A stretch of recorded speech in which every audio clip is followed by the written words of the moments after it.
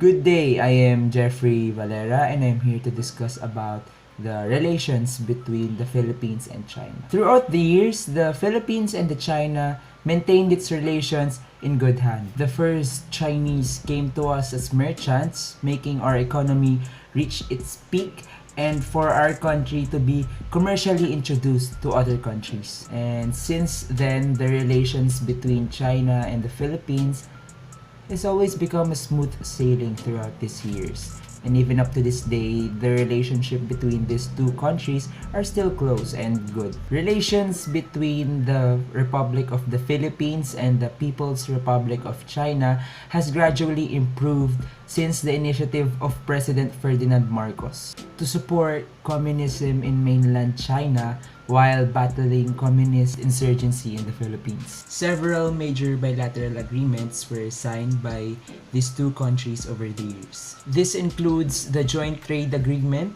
of the 1975 Constitution, the Scientific and Technological Cooperation Agreement of 1978, the Postal Agreement of 1978, and the Air Service Agreement of the 1979. This just goes to show that these two help each other's economy and social political security propel each other to its peak. As a foreign group of considerable economic strength, China has its political allegiance uncertain. Its willingness to be assimilated is popularly doubted. In 2016, in his anticipated visit in China, President Rodrigo Duterte has separate bilateral meetings between the Chinese Premier Li Keqiang and President Xi Jinping. Cooperation as remedy. This is President Rodrigo Duterte's resolution to the Chinese dispute. President Duterte renewed the Philippines' commitment to pursue stronger ties with China, noted the steady deepening of bilateral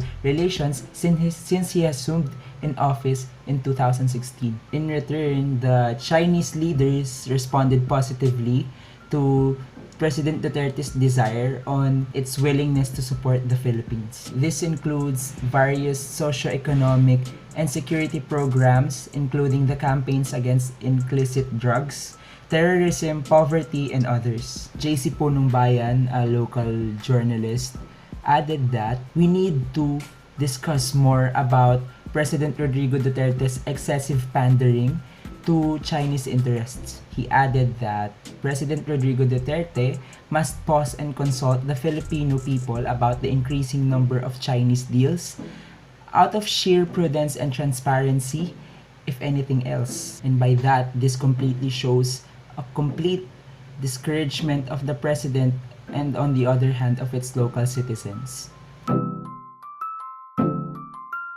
As you can see, China and Philippines has a really great foundation even way back then that made these two countries stronger and a well-profounded future ahead for themselves. If we're talking about the 19th century relationship or the impact of the Chinese and Filipino people, they're negotiating partners and trading partners, wherein the barter system was actually influenced us by the Chinese people, wherein the social and economic relationships of these two countries collide. Well, not only in businesses, but growing militarization and doubtful alliance is what the Chinese people offers to us. Because way back then, we know that the Chinese people expand their network to all different places, not to conquer anything, but to trade partners, trade goods, and have a system wherein they gain their wealth through the businesses they had. So on top of that, the 19th century Chinese people gives us the impact wherein we Filipinos must look ahead to what we will have in the future to gain more experiences, to gain more things that everyone will benefit in the latter years. Well then, if you're gonna look about the impact of what the Chinese people gives us to what are the certainties that has been happening, I'm gonna give you one. First, the territorial claims, which is at the moment is still a rebuttal between the Philippines and the Chinese community. Well, they are also the tormentors. Well, the word itself describes everything that we gain to them? Well, at the current time state, not only bad things are the impact of these Chinese people. Well, they actually taught us to have foreign investments far wide, wherein we can't even imagine how we're gonna work without these influences of the Chinese people. Well, still, there are political allegiance between the two presidents of the Philippines and some racial discrimination that's been happening to us, but the impact of these Chinese people gave an edge to our country, well, basically to everything. Well, as you can see, the impact of these Chinese people still lives since the 19th century or even way back 19th century up to date, wherein everywhere you see Chinese people around. I mean, you see Chinese people investing in businesses, investing schools, investing work for the Filipino people, wherein these impacts are not only the bad things, but the impacts of these Chinese people is what helps us and our country socially, economically, politically to gain up more wealthy and more happy business. Hello, so my name is Dominic Blue Nicolas and I'm here to discuss the political and economic relation of Philippines and China.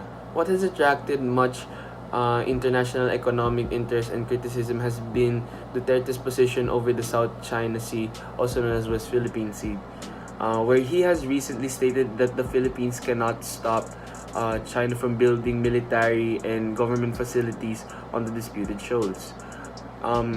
Although the Hague-based International Arbitration Tribunal ruled in 2015 that the internationally agreed Philippine maritime territory must be observed by China. Obviously, China opposed this decision and has gone ahead in developing these shoals into permanent military and government-occupied bases. So in conclusion, it is obvious that the Philippines is rapidly improving its trading economic position with the ASEAN region. However, the Philippine-China relationship remains precarious and mainly due to the maritime disputes as yet unresolved and will of course reflect of the Philippine economy and trade.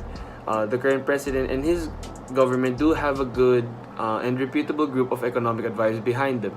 And without a doubt, the Philippines economy is rising from a previously poor situation. So that's all I have to say. Thank you. The China and the Philippines have economical relationship, and this economical relationship is that the China have strong economic growth and they are independent to the Philippines, whether it is import and exporting goods. But the Philippines has a weak growth when it comes to economy. That's why they are very dependent to the China, and they import and export a lot of goods so that they will be benefit of this in this country. Thank you.